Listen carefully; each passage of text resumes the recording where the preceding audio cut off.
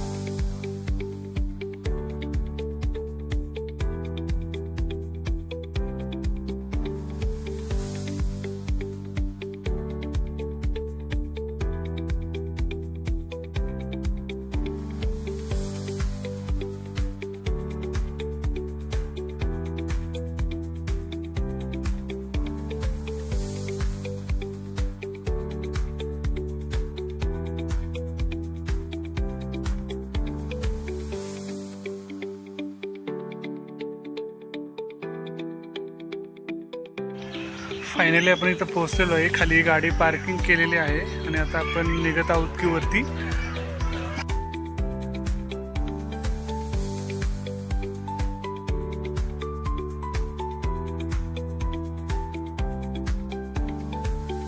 आपण इथं पोहोचलेलो आहे आणि दर्शन सुद्धा झालेलं आहे। तर ही पहा गणपतीची मूर्ती।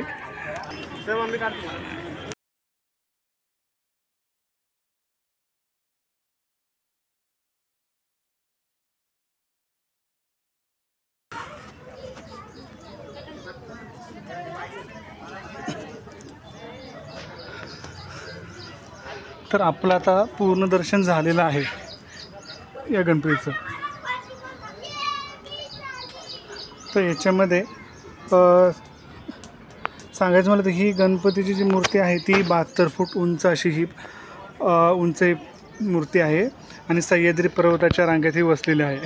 आपण ज्या पायऱ्या चालून आलो त्याजवळ 179 पायऱ्या याच्यामध्ये आहेत। या मूर्तीसाठी जी उंच आहे ते 18 फूट आणि 54 फूट असं या त्या चौकोनावरती आहे। ह्या मूर्तीला करण्यासाठी लोहा, सिमेंट, कॉन्क्रीट अशा पदार्थांचा वापर केलेला आहे। ही मूर्ती करण्यासाठी कारागिरांना 2 वर्षाचा टाईम लागलेला आहे। यासाठी म्हणजे आपण जर पाहिलं ना ह्या पूर्ण आकडे तर 9 हा आकडा आपल्याला कॉमन दिसतोय। म्हणजे हिंदू संस्कृतीमध्ये 9 हा आकडा शुभ मानला जातो। जसं की गणपतीची उंची ही 72 फूट आहे, म्हणजे 7 + 2 9।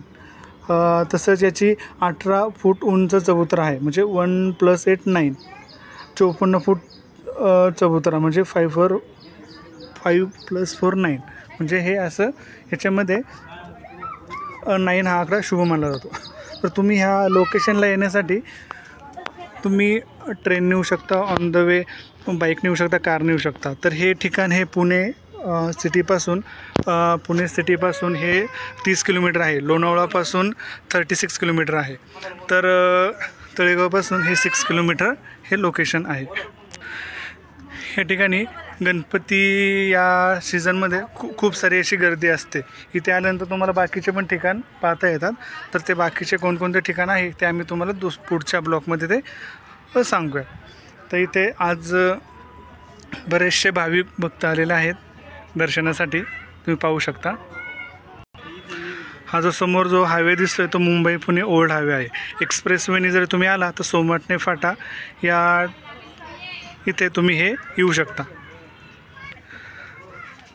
तर मित्रांनो, तुम्ही सुद्धा या ठिकाणी दर्शनासाठी येऊ शकता आणि पाहू शकता। तर धन्यवाद मित्रांनो, आम्ही पुढचा ब्लॉग लवकरच टाकूयात दुसऱ्या ठिकाणचा। धन्यवाद तोपर्यंत।